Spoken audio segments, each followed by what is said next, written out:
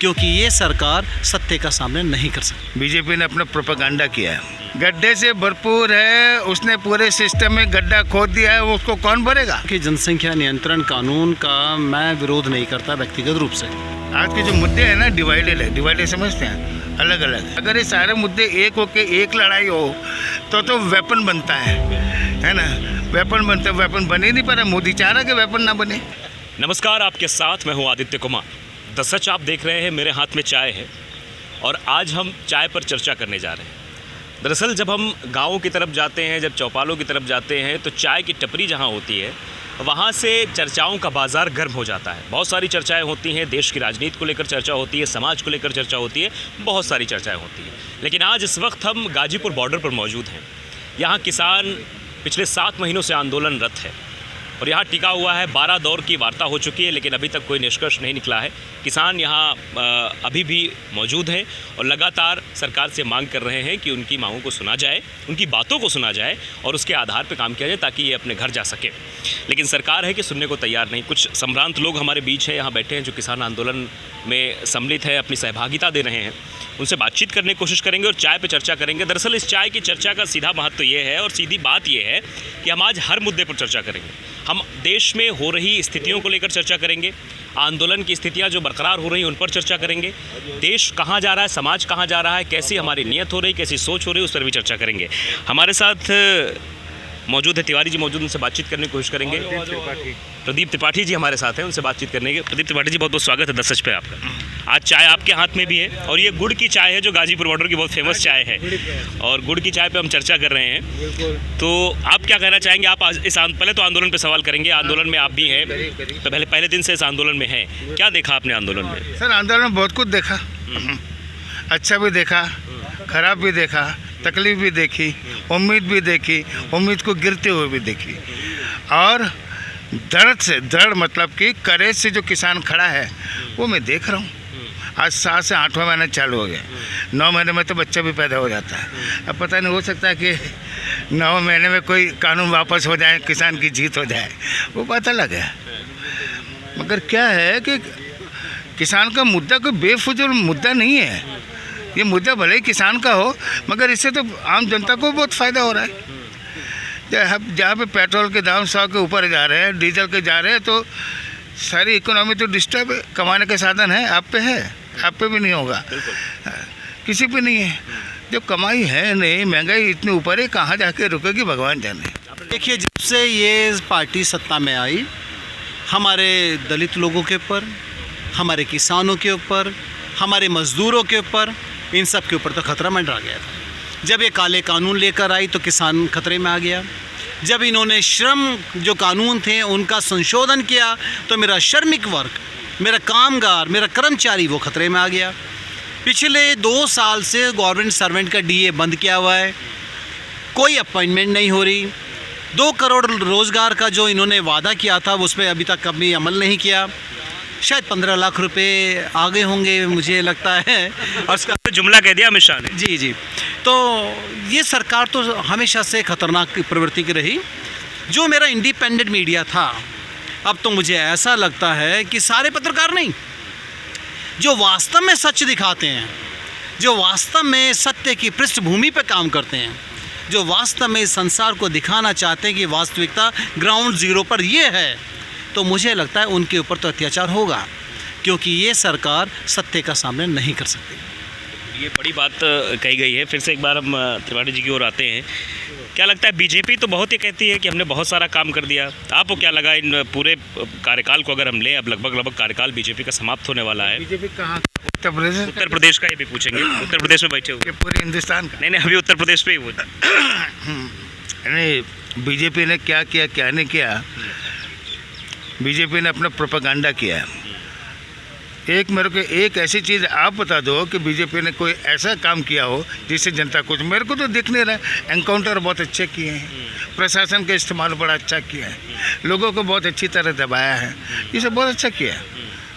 किसी को नौकरी दी हैं, किसी की मदद करी नहीं ना, गुंडागर्दी देख लो। पहले तो मुख्यमंत्री बनते ही सबसे पहले उन्होंने ये कहा था कि हम गड्ढा मुक्त कर देंगे सड़कों को। गड्ढा मुक्त हो गई? गड्ढे से भरपूर है, उसने पूरे सिस्टम में गड्ढा खोद दिया है, उसको कौन भरेगा। आज मैं गया था गाजियाबाद, वहाँ तो पार्क को भी ये लोग कमर्शियल कन्वर्ट कर रहे हैं। यानी जब मतलब पार्क की जरूरत नहीं है, शायद नहीं है, क्योंकि पैसा तो मोदी के तो बहुत सारे मंत्री नेता भी पर्यावरण दिवस के दिन खूब पेड़ लगा रहे थे। केशव प्रसाद मौर्य घर में पेड़ लगा रहे थे, मोदी जी भी कह रहे थे पेड़ लगाओ, वृक्ष बचाओ। ऐसा है, प्रचार करने में किसी का कुछ जाता नहीं है ना। कहना और करने में बहुत फ़र्क है। मोदी जी बहुत कुछ बोले थे, बेटी बचाओ, बेटी पढ़ाओ। अरे बचाओ तो क्या, उसका रेप कैसे बचाए आप। बेचारे आए दिन रेप होता है, उसको साले घासलेट डाल के जला दिया जाता है, तो कोई सुनवाई नहीं है भाई साहब। अब ये लोग पावर में हैं, ये लोग कुछ भी बोले उसको मीडिया हाईलाइट कर देता है। मगर आम जनता से पूछो वो कैसे जी रहा है। मगर इसमें मैं जनता का भी दोष दूंगा, क्योंकि देखो सीधा है कि जब तक बच्चा रोएगा नहीं ना, माँ दूध भी नहीं पिलाती। आपको तकलीफ है तो आप रोड पे क्यों नहीं आते, आपको तकलीफ है तो आप विरोध क्यों नहीं करते। घर में बैठ के टीवी देखो, गोदी मीडिया का। अब टीवी देखोगे तो आपको अपने आप को बर्दाश्त करना है। आज ये किसान दड़ा, किसान बेवकूफ़ तो है नहीं, ठीक है ना, अपने ही खाओ। क्योंकि हम यहाँ इसलिए 8वां महीना हमारा भी है। 8वां महीना हम ऐसे ही आते हैं जैसे तुम देख रहे हो, क्योंकि मैं देख रहा हूँ कि सरकार कोई भी अच्छे मुद्दा को सॉल्व करने की कोशिश नहीं करती है, प्रॉब्लम को प्रॉब्लम में रखती है। समझे ना। सीधे से एक फंडा बताओ, ये जो कानून आ रहे थे सरकार को पहले से पता था। 1917 से गोडाउन बनने शुरू हो गए थे, तो दिस वाज वेल प्लान्ड, ठीक है। अब इसको वापस कैसे ले, ये उनके लिए भी बहुत बड़ी इश्यू है। वापस इतना आसान नहीं है वापस लेना, ठीक है। बड़ा सिंपल है कि भाई वापस ले लो, उनको घर जाने दो। अरे कैसे ले ले, इतना बड़ा जो सौदा हुआ वो कहाँ जाएगा भाई। मैंने आपके कहने से गोडाउन बनाए, अब मैं वापस कैसे ले लूँगा। तो धीरे धीरे जो देश बेचने की प्रथा थी, लोगों ने समझा कि पहले कांग्रेस को लोग गालियाँ देते थे, एक विकल्प ढूंढा कि अरे ये मोदी साहब तो पता नहीं क्या कर देंगे। उसने तो 7 साल में तो ऐसे जो भी किया, पब्लिक तो बड़ी अचंभित होके रह गई। किसी को सुनता नहीं, ज़्यादा बोलो तो तुम्हें देशद्रोही का केस लगेगा, ठीक है। गोदी मीडिया ऐसा चीज़ दिखाएगा नहीं। जो चौथा स्तंभ है तो वो स्तंभ भी खत्म हो गया। चौथा, तीसरा, पाँचवा, आप जो भी तुम बोलना चाहो बोल सकते हो। तो अब जो इश्यूज हैं इस देश में, आम तौर के जो मिडिल क्लास लोग हैं वो तो ख़त्म, ठीक है। पहले 20 रुपये किलो सब्जी लेते थे, आज 20 रुपये पाव मिल रही है, तो वो लोग छोड़ दिया। ई रिक्शा में 10 रुपये देते थे, आजकल चल के जा रहे हैं। ये स्थिति आने वाले 2-3 साल और जाने दो भाई साहब, ये हाहाकार मिलेगा। जो मिडिल क्लास तो इतने भुखमरी हो जाएगी, रो भी नहीं पाएंगे, रो भी नहीं। अमीर रहेगा, गरीब रहेगा। गरीब को रोने को कुछ है नहीं, खोने को कुछ है नहीं, अमीर अमीर रहेगा। तो मोदी साहब के सारे आदमी तो अमीर हैं ही। लेकिन मोदी अब मोदी ने तो दूसरा रोना शुरू किया है कि हमारे पास पैसे नहीं है, पेट्रोल का दाम बढ़ा के हम उसमें टैक्स लेके हम उससे सरकार चलाएं, तो बाकी पैसे कहाँ चले गए हैं। बाकी पैसे गए कहाँ। अगर मेरा बेटा मुझसे बोलता है कि पापा पहले घर चला रहे थे, अब तुम कह रहे हो कि मेरा तो हाथ ऊपर हो गया, तो हम पैसे गए पूछेगा ना। तो हम भी पूछते हैं, अब तुम तेल के डीजल के भाव से अब अपने देश को चलाओगे हैं। इकोनॉमी हमें ना समझा कि हम तो पढ़े लिखे आदमी हैं, ठीक है। योगी जी का संख्या बढ़ रही है इसलिए जो है महंगाई नहीं थी, पहले नहीं थी। पहले भी 130 करोड़ थी ना, जब इसने 15-15 लाख रुपए दे रहे थे, है ना।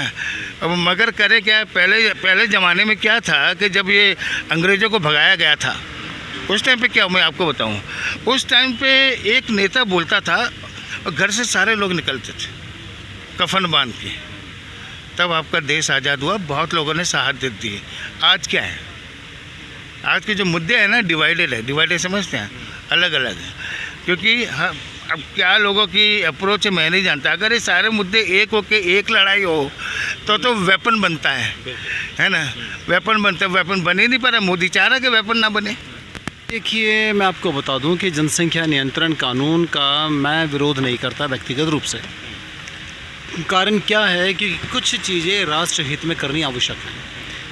राष्ट्र की सीमाएं सीमित हैं, रिसोर्सेज लिमिटेड हैं। आप नेचुरल रिसोर्सेज को बना नहीं सकते जो नेचर से हमें मिली। आपके जंगल ख़त्म होते जा रहे हैं। अगर आप एक एकड़ जंगल काटते हो तो करीब 1000 या 10,000 पेड़ लगाते हो। 100 साल 200 साल पुराना पेड़ काट कर अगर आप आज आपने लगाया तो उसको बढ़ने में 50 साल लगेंगे। यानी मैं सस्टेनेबिलिटी की बात करूं, अगर सस्टेनेबल डेवलपमेंट को अपने नज़रों में अपने ध्यान में रख के बात करता हूं, देखिए पॉपुलेशन कंट्रोल एक बहुत ज़रूरी है।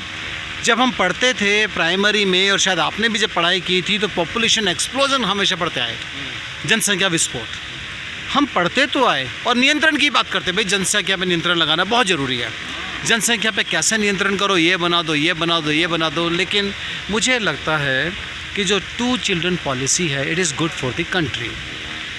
मैं इसको यहाँ जाति या समुदाय से नहीं ले रहा, इकोनॉमिक्स का स्टूडेंट होने के नाते कहता हूँ कि अगर ऐसी पॉलिसी बनती है तो इसमें हर व्यक्ति का विकास होगा, सारे रिसोर्सेज हम ठीक से यूज़ कर पाएंगे। और जनसंख्या देखो, अगर मैं 5 बच्चे या 6 बच्चे पैदा कर लूँ, या मेरे परिवार में 7-8 बच्चे हैं, तो इसका मतलब ये नहीं कि 7-8 होंगे तभी पिता कहलाऊँगा। पिता तो मैं 1 बच्चे के साथ भी हो गया और 2 बच्चे के साथ भी। तो मुझे देखना चाहिए कि मेरे राष्ट्र का हित किस में है, और ये पॉलिसी अच्छी और होनी चाहिए, और इसमें हमें सबको मदद करनी चाहिए। क्योंकि बाकी अब कोई पॉलिटिकल पार्टी अगर इसका विरोध करती है तो उनकी अपनी आंदोलन का सहारा क्यों लेना पड़ता है, ये बड़ा सवाल है। देश का किसान आंदोलन कर रहा है, कुछ अभ्यर्थी हैं जो लखनऊ में आंदोलन कर रहे हैं कि उनको जल्द से नौकरी मिल आ जाए, और कुछ और भी लोग हैं जो तरह तरह के क्षेत्र में आंदोलन चल रहे हैं। और आंदोलन की रूपरेखा क्या होने वाली, ये आगे तय होगा। लेकिन ये समझना होगा कि अपनी बात पहुंचाने के लिए क्या आंदोलन ही एक रास्ता है, ये बात कहीं ना कहीं सबको खटक रही है। और आने वाले समय में ये चाय पे चर्चा हमने इसलिए भी की क्योंकि ये जानना भी बेहद ज़रूरी कि एक आम इंसान क्या सोचता है। त्रिपाठी जी ने अच्छी बात रखी, वकील साहब ने बात रखी, हमने किसानों से भी बात करने की कोशिश की। तो ये सब चीज़ें हैं, ये समझना भी बेहद ज़रूरी है कि देश में आखिरकार चल क्या रहा है। जब तक नीचे आकर मंत्री, विधायक, नेता आकर बात नहीं करेंगे, लोगों से संवाद नहीं करेंगे, आपसी संवाद नहीं होगा, तब तक मुझे लगता है कि देश को विकसित करना है, देश को विकासशील से विकसित की ओर ले जाना, ये एक मुश्किल काम हो सकता है। तो जानना बेहद ज़रूरी है, समझना बेहद ज़रूरी है कि आखिरकार प्रधानमंत्री जी, आप मन की बात बहुत ज़्यादा करते हैं, कभी कभी जनता की बात भी सुन लीजिए, कभी इन लोगों के बीच बैठ कर आके बातचीत कर लीजिए। अगर बात करेंगे तो मुझे लगता है समस्या का समाधान जल्द